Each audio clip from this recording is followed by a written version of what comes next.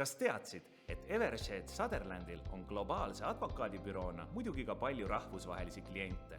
Enamasti ongi projektimeeskond üsna kirev, tulvil ägedaid ja eri kultuuritaustaga inimesi.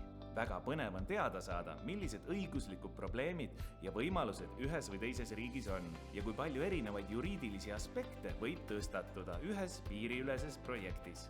Evershed Sutherlandis paneme ka suurt rõhku koolitustele ja mitmesugustele meeskonnaüritustele. Kõige vingem sündmus on kindla peale meie traditsiooniline Balti büroode kohtumine, kus on kohal kõik meie Eesti, Läti ja Leedu büroode töötajad. Ja, ma saadan sulle... Ja, tere päevast, tulge edasi. Ja, kuule me veel lõpetame. Ja, ma saadan sulle kohe, kui ma siin ära käin. Tavai. Okei, tavai, tšau. Ja, palun võtke isse. Ei ole olnud. Kuidas me saame teile abiks olla? Mul on tekkinud vaidlus oma vana sõbra ja endise siis äripartneriga. Ja ma mõtlen, et äkki te saaksite mulle nõu anda või siis täitsa aidata. Ühesõnaga, kui mina ülikooli lõpetasin, siis mina tegin koha oma ettevõtte ja ma hakkasin koostama sisearhitektuuri projekte, enamalt siis kontori ja ruumide tarbeks.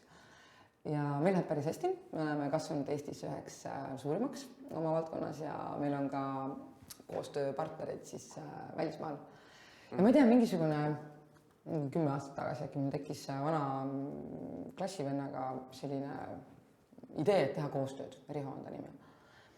Ja Riho tegi mingi 15 aastat tagasi Itaalias oma ühingu, ta pakub siis ehitusega seotud töid. Ja Itaalias, Hispaanias, Kreekas. Ja idee seisn siis selles, et kui temal on vaja sisearhitektuuri projekte seoses ehitusega, siis tema tellib nüüd meilt ja meie koostame ja siis tema maksab meile selle eest tasu. Ja come on, me pakkusime talle seda teenust odavamalt, kui ta mujalt riikides seda sai. Ja ühesõnaga, kõik algusest sujus väga hästi, super. Aga viimasel ajal on tekkinud probleeme klientidega absoluutselt kõikides riikides, kus Riho neid töid teostab. Mingid vigased konstruktsioonid, trepid vajuvad sisse, aknad logisevad ja jää kinni.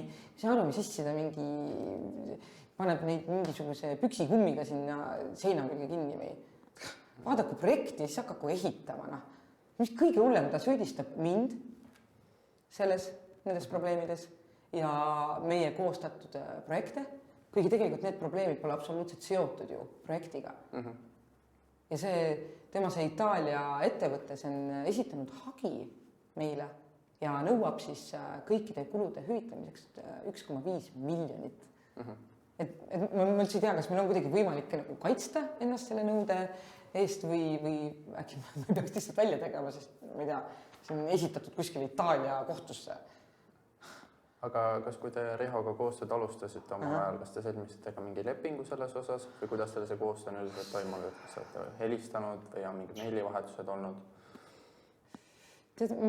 Vist mingisuguse raamlepingu me kindlasti sõlmisime, ma ei mäleta, kus see on, ma võin selle püüda üles leida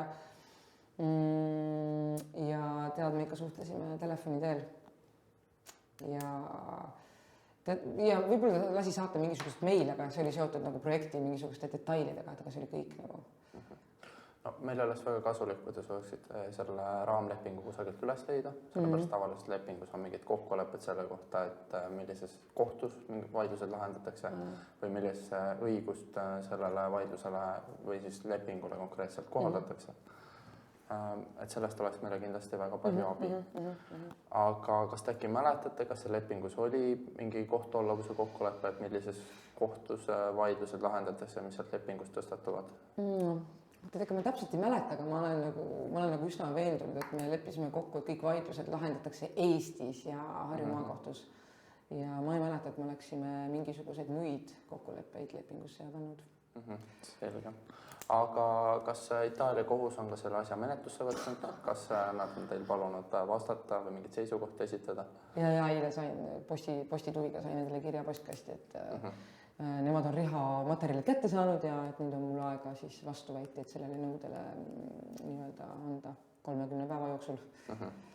Selge. sellisel juhul on kõik arusaadav. Ma paluksin teil võimaluse selle raamlepingu üles leida ja meile saata.